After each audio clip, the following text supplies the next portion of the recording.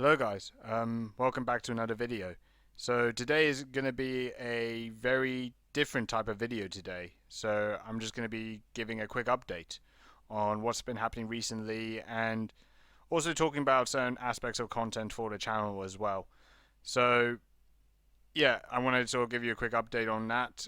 Just talking about certain aspects of content that I've been uploading on YouTube and kind of think about things that I have planned for the future as well to regards to YouTube content as well as other things I have planned in for the pipeline as well. So the first thing I want to talk about is the football vlogs. Now I think the football vlogs have been doing really well for my channel, and I've been really appreciated by the lots of support who are watching the vlogs. And obviously the last vlog I did was the Real Madrid game. Now, if you assume that probably after the Real Madrid game, that was kind of it, I wasn't going to go to any more Chelsea games after that during this whole dead season. It's not really that. So, I've been very busy with a lot of work recently, and it's kind of eaten up a lot of my time to go to Stamford Bridge. It's also a lack of motivation as well, cause just driving all the way there, getting to the game, filming it, getting back as well. It would have taken so much of my time. So, I haven't been going to a lot of games recently, and I think probably now to the end of the season, I probably won't be going to games. So I just want to kind of also make that clear that the football vlogs for this season is kind of finished, and I am definitely looking more to do some more football vlogs for next season and hopefully in the potential future. Because I know for a lot of people, watching football vlogs is always great. For many people as well who watch these vlogs, can't really experience going to the games themselves, actually watching it live as well. It kind of gives them a feel of what really goes on. And I really appreciate your support for actually tuning in and watching that. But yeah, also speaking about football, we also got to speak about yesterday's results. And the one I want to mostly talk about is the Arsenal versus Brighton game. Now, obviously, this was a big game for Arsenal. They had to win this game to at least keep up with Manchester City for the title race. And now they lost badly in quite embarrassing circumstances. Brighton completely dominated Arsenal throughout that whole game. I think really when you watch Brighton, you can really see how much of a greatly coached side they are, and what Roberto De Zerbi has actually done in managing his time at Brighton. They really do look like a strong team, and you could definitely bank on them actually going far in Europe for next season. So the way they were playing and controlling Arsenal was pretty crazy. They pretty much dominated them in a lot of areas of the pitch. But also, I think for Arsenal this season, I think this really does go down as in a sense, a lot of failure. I'm sure Arsenal fans will kind of wipe off the season to sort of say that, oh, we didn't expect Arsenal to challenge for the league, or we didn't expect Arsenal to get top four, we don't expect these sort of things. But I remember the time when Arsenal fans were always getting on Arsene Wenger's back for top four finishes every single season without winning a trophy. I'm still a fan to remember the period when they went through an 8 season gap of not winning silverware and they got top four, and Arsenal fans were getting angry. And now there's been the time period where Arsenal, for about a 5 or 6 year gap, they didn't get Champions League football, but I think they won the FA Cup at least twice. So it's kind of strange that Arsenal fans will kind of change the picture every single time, and it may just show that they do lack the standards to where most elite clubs will compete at.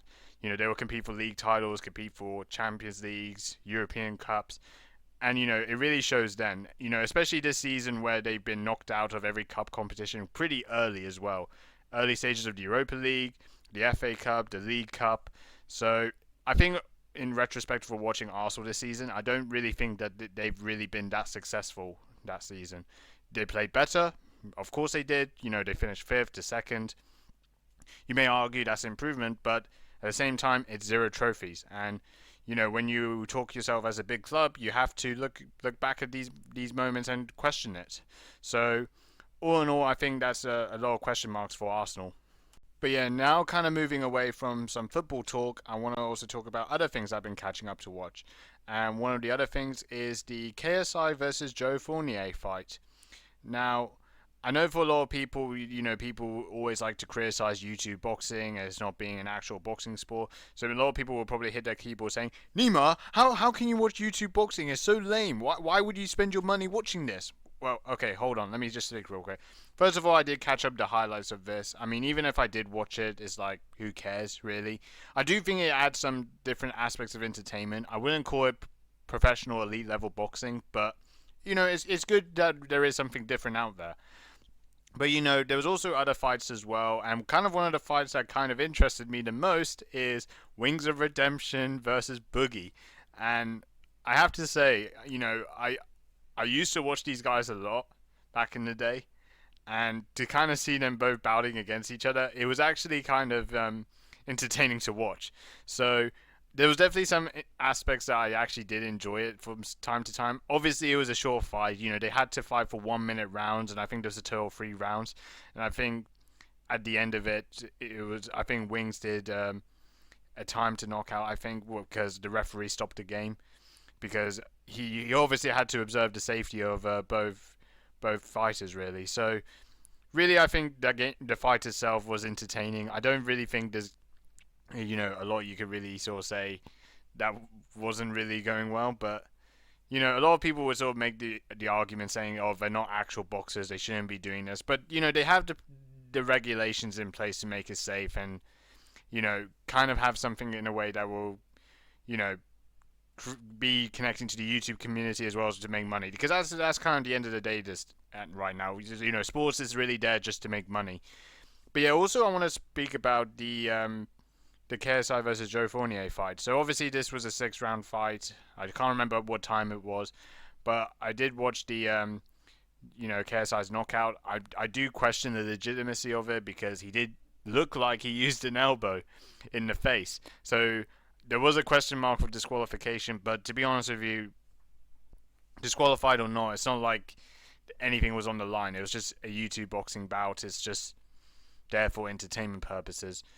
So yeah, now KSI's called out Tommy Fury now. I don't know if that will happen or KSI will call out Jake Paul, but whatever happens, I actually enjoyed the fight. So yeah, I wanted to kind of give an update on, talk about that, about the YouTube boxing fights. And the final thing that I also want to talk about is a recent TV show.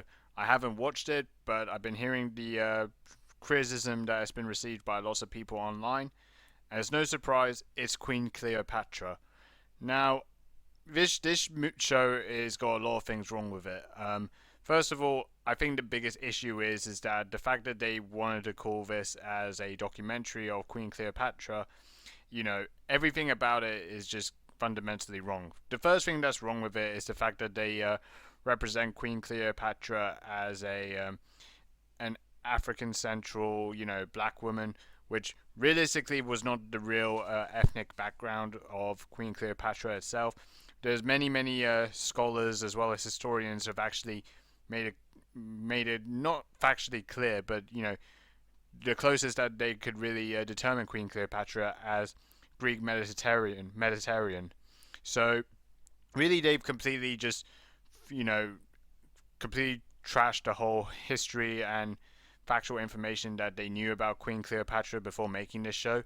So that was kind of one of the first bits of the criticism that this show has received, and it's been going through lots of issues with Egypt's lawyers. Egypt also wanted Netflix banned as well. So it's been obviously going. This whole show has been going out of control recently. But it's also not been going well with critics. It's been receiving very low ratings, especially on Rotten Tomatoes. It's got 11% by the critics, and it's got 2% by the audience. So really, this show has just been failing all around, and I think it's definitely one of Netflix's biggest bombs. But also, what's the biggest issue that this show has is that the director and also the main actress, Adele James, has literally been coming back trying to respond to the criticism and actually kind of put a fiery backlash against them, saying that they're all bigoted, they're all racist, and they just want to throw all the cards into them who criticize this show. And I think realistically, it just shows that a lot of the the people who are producing and making this TV show don't care about historical facts. I mean, here's the thing: if they did their diversity and they did their inclusion to include more black actors or actresses to tell their stories and everything, there's plenty of ample creativity to do that. But when you get into territories like Queen Cleopatra, which is based on a historical true story and it's a non-fictional person, you can't really rewrite that. You really do have to try and stick closely to who Queen Cleopatra looked like back then. So the fact that Netflix chose not to do that, and the director and the actors and the producers want to attack people for doing that, is, in my view, very wrong. And I think it's kind of trashed the show's reputation even further. Now, here's one thing I do want to talk about as well. I made a video criticizing, Peter Pan and Wendy. Now, obviously, that's a fictional story. But obviously that movie has a lot of criticism because they pretty much, trashed and made a very disrespectful adaptation of J.M. Barrie's story. They completely rewritten all of the characters. They completely rewritten the whole sequences of that show in a way that it was trying to appease to the modern audiences. And I really think that when it comes to films and TV shows, it's really obvious to see right now that it's this whole diversity inclusion thing, this sort of forced message, is really just wearing a lot of people out, and it's not doing any favors other than it's just pissing people off. And I think the fact that films and TV shows have gone around this route of ideologies more than actual creativity and actually going beyond the scope of historical facts, as well as trying to stay respectful to original source materials that was successful back in the day, and shows and movies being rewritten now in a way that it doesn't sort of appease to offend people, it's really getting to the point where it's not really winning anyone now. So yeah, that's one thing I wanted to talk about. I'm not going to go into the whole depths of Queen Cleopatra. I haven't actually watched the show, and I really don't have any plans of watching to. But a lot of people have said this show is unbearable to watch. It's badly written, going beyond the fact that historically they can't really get the facts of this show correctly. That's closely even related to Egyptian history at all. But yeah, that's about it for this video. So this was a kind of a different video just to update on a few things. And yeah, that's about it. See you later.